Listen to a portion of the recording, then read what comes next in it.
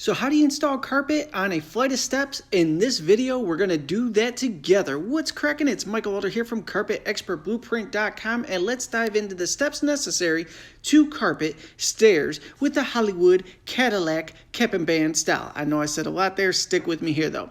So in that first clip there, I showed you that the stairs were 35 inches wide. Now what I'm doing right now in this part of the video, I am tracing the line on the carpet backing all the way down to get a nice clean edge. Now if you've never done this before, just get yourself a straight edge and run your blade down the straight edge to get a nice clean cut. From there, we want to measure over 35 inches. Now once again, I am just finding the line that's at 35 inches and I'm tracing that with my knife all the way down. If you can't do this, don't worry about it. Don't try to do it. It's something that comes with practice and time.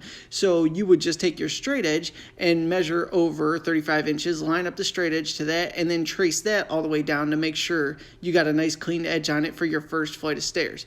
We're going to go ahead and remove that and we're going to drop it down the stairs here. And it is always awkward trying to get a good angle with your tripod and your camera and carpet the stairs and install them all at the same time. But we're going to do this. Stick with me here. So the first flight here, I roughly got 4 or 5 stairs out of this first shot. So we're going to go ahead and kind of get these roughed in real quick so we have something to work with. Then we're going to take our electric tacker, a knife, and our kicker. And let's get this started here. So on the very first step, get my tacker here so I can walk you through this on exactly what I'm doing, because it looks like I'm just making a hot mess of it right now. But we're going to change that. Hang tight. All right, we're kind of rough forming them all into each step. Now, I'm dropping it over the edge first. A little trick I'm going to show you here so you don't have to worry about using speed squares and all that on the bottom. Take our tacker, we're going to shoot it right up under the nosing because everything is kind of roughed in straight and we're leaving the bottom long. We're going to fall back and shoot that down and then cut the excess off rather than starting on a perceived straight edge because it could run crooked. So after you shoot it up under the nose, you stretch it up to the middle there and shoot it down, fan off to the left and to the right, shoot it, and then we go to the next part here, shooting it up under the nose. Boom, boom, boom, everything's good. Then we take our kicker. I like to start in the middle in most cases here. Now, if it fans off to the left or the right, you just do quite the opposite with your kicker. But start in the middle, boom, boom, boom, go to the right, boom, boom, boom. And then we're going to go to the left here. Get it in, dit, dit, dit. Everything's good. You just continue the process. And then after you get to the top of your first flight, so in this case, that'll be 4 or 5 stairs on the first shot of carpet, you just cut away the excess. You go back, you cut your next section, and start installing the next batch here. And get you a different angle so you can get some close-ups here. Use a kicker to throw a good stretch on it there. And we're going to go off to the left, over to the right.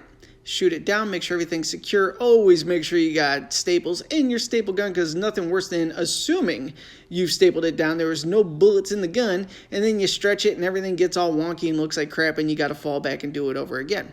But it's as simple as that. Now, if you're new to it, you just take your time. You don't rush anything. And in these videos, you know I speed everything up because I hate long-form content, but this is how we do it. So I didn't show it there, but you just cut off the excess. Here is the next shot. So once again, we're just going to rough everything in real quick, kind of get it set up on each step, tuck it up under the nosing, shoot it up with the tacker. Then we're going to go ahead and take our kicker and continue stretching. How many times can I say this over and over, but really, that's all there is to it. So now the reason I do it like this, which would actually be better, I think, for newbies than doing the waterfall, is you know you're getting everything tight. You're tucking up under the nose, getting a good staple up under there. The riser looks nice and clean. Then you stretch forward. Now, a lot of people do waterfalls. And if you're new to this and you're not paying attention to your creases and your staples, it can actually look kind of loose and saggy. So when you're shooting up under the nose and doing a custom stair, I think it's actually beneficial, not only for the fact that it looks 1,000 times better, but to any newbie, you could see as you're going if you're doing it right or if you're doing a horrific job. And you always want to do it right and have it pop. So that's why we do this like this. We're going to go ahead and work our way up the staircase here.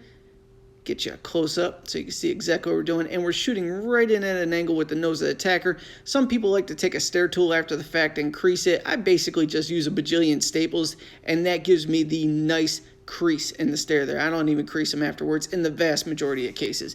I know that'll create a little controversy in here, but that's how I get down. Tucking up under the nose, put the kicker in the middle, get a good stretch, Boom, boom, boom. And you see this is the last one here, so we'll see if I actually cut it off in this video or if I just go run to the next one. I can't remember what I did in this because I freestyle so much. There we go. Lob it off with your knife. Oh, I'm so glad we got that content piece. And that is it. We finished it off with the last little batch there, and there is the final product. So, if you have any questions about the carpet and flooring industry, you know to comment below. Thank you so much for tuning in, and I'll connect with you on the next video.